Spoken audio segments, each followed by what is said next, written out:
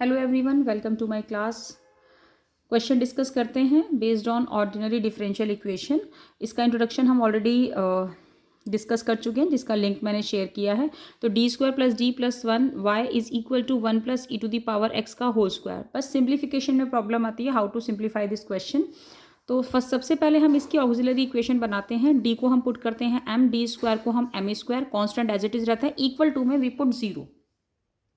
तो एम के हमें क्या करना होता है, एक्चुअली इसके फैक्टर करने होते हैं। इसके फैक्टर पॉसिबल नहीं है, स्प्लिटिंग टर्म से भी नहीं होंगे इसके। तो हम क्या करते हैं, जब फैक्टर नहीं होते किसी इक्वेशन के तो हम फॉर्मूला लगाते हैं, क्वाड्रेटिक फॉर्मूला अप्लाई करते हैं। क्या होता है, minus B plus minus under the root B square minus 4ac upon 2a। A होता है एम स्क्वायर का कोफिशिएंट, बी होता है एम का कोफिशिएंट, सी होता है आपका कांस्टेंट दैट इज 1। हमने ये वैल्यू इसमें पुट की तो ये जो निकल कर आएगा -1 प्लस माइनस, यहाँ आएगा -3 का रूट। तो √3 तो एज इट इज़ रहेगा। -1 का जो रूट होता है उसको हम आयोटा से रिप्रेजेंट करते हैं, अपॉन में 2। तो ये आपका रूट कैसा निकल कर आया, ये रूट आपका निकल कर आया, इसको हम कहते हैं इमेजनरी रूट। Imaginary root. तो अगर इमेजनरी रूट होते हैं तो कॉम्प्लीमेंट्री फंक्शन का फॉर्मूला होता है आपका e to the power alpha x bracket c1 cos beta x plus c2 sine beta x. ये आपका इमेजनरी रूट के कॉम्प्लीमेंट्री फंक्शन। अब इसमें जो अल्फा है वो होगा आपका -1/2। अगर इसमें हम अल्फा देखें तो वो होता है आपका -1/2 और बीटा आपका होगा अंडर द रूट 3/2। 2 से दोनों को अलग अलग डिवाइड करेंगे, that is your alpha and that is your beta. तो पुट करते हैं तो सी एफ आपका आता है, C F is equal to e to the power -12x bracket c1 cos √3/2x plus c2 sine √3/2x। This is your complementary function. Now we calculate particular integral. Particular integral कैसे निकालते हैं, जो हमारी right hand side में term होती है उसके upon में हम इस लेफ्ट साइड को ले जाते हैं, यानी कि D square plus D plus 1।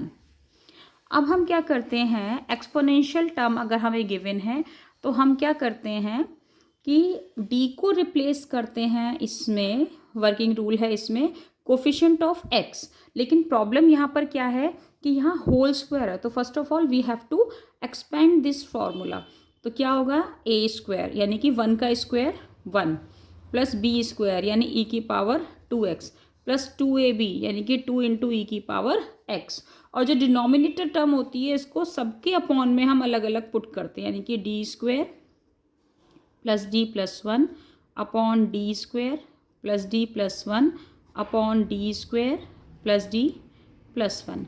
Now in this case जब भी आपको देखो कांस्टेंट गिवन हो, चाहे आप पॉलिनोमियल फॉर्म सॉल्व कर रहे हो, कभी भी अगर आपको कांस्टेंट टर्म मिलती है और उसका आपको पर्टिकुलर इंटीग्रल निकालना है तो ऑलवेज आप e की पावर 0x से मल्टीप्लाई कर दो, क्योंकि e की पावर 0x क्या होता है, हमेशा 1 होता है। और आप इसको 1 है तो आप इसमें अगर e की पावर 0x से मल्टीप्लाई करते हो तो इक्वेशन विल रिमेन सेम। तो आप इस वाले पार्ट के लिए आप क्या करेंगे, d को रिप्लेस करेंगे कोफिशिएंट ऑफ x इज 0 से, और इस वाले पार्ट के लिए आप d को रिप्लेस करेंगे कोफिशिएंट ऑफ x 2। इस वाले पार्ट में coefficient of x is 1, coefficient of x। ठीक है, तो d को रिप्लेस करते हैं कोफिशिएंट ऑफ x से। कब करते हैं, जब पर्टिकुलर इंटीग्रल आपको एक्सपोनेंशियल की फॉर्म में गिवन हो। ठीक है, तो चलिए इसमें अगर आप d को 0 पुट करते हैं, d को यहाँ 0 पुट करेंगे तो ये आ जाएगा आपका, देखो यूज़ एंड थ्रो। अगर आपका कांस्टेंट टर्म होती है तो अगर आपने e की पावर 0x मल्टीप्लाई किया है तो यूज़ करो और उसको थ्रो करो। मतलब आपने यहाँ पर अगर आप 0 पुट करते हो तो बाद में इसको रिमूव कर दो, तो 0 पुट करते हो तो 0 का स्क्वायर प्लस 0 प्लस 1, तो ये 1 ही रहेगा। प्लस यहाँ अगर आप d को 2 पुट करते हो तो e की पावर 2x अपॉन 2 2 जा 4 प्लस 2 4 प्लस 2 प्लस 1। यहाँ आप 2 e की पावर x अपॉन d को क्या पुट करेंगे 1, तो 1 स्क्वायर प्लस 1 प्लस 1, तो ये आएगा 1 plus e to the power 2x upon 4 6 7 plus 2e⁻x upon 3। तो this is your particular integral. अब ये पर्टिकुलर इंटीग्रल और जो कॉम्प्लीमेंट्री फंक्शन आपने कैलकुलेट किया दोनों को ऐड कर देते हैं, that will be your y। तो y जो कंप्लीट सॉल्यूशन होता है वो आपका होता है, नाउ फाइनली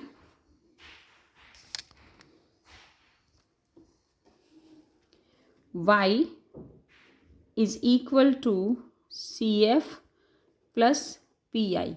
तो CF आपने जो कैलकुलेट किया वो ये कैलकुलेट किया, तो CF आपका है e⁻α(x) C1 cos beta x plus C2 sin beta x plus आपका कॉम्प्लीमेंट्री फंक्शन कितना आया 1 plus e⁻2x upon 7 plus 2e⁻x upon 3। ये आपका फाइनली सोल्यूशन ऑफ y है। This is your answer. तो नेक्स्ट वीडियो लेक्चर में हम नेक्स्ट प्रॉब्लम सॉल्व करेंगे।